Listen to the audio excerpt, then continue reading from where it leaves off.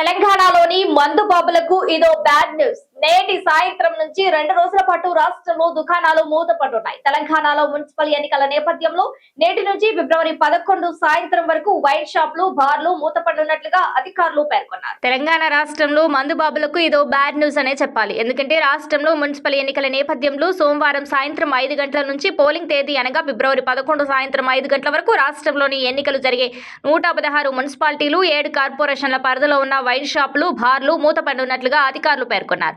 అలాగే ఎన్నికల ఫలితాల రోజు అనగా ఫిబ్రవరి 13న కూడా మద్యం షాపులు, బార్లు మూతపడనున్నట్లుగా అధికారులు తెలిపారు.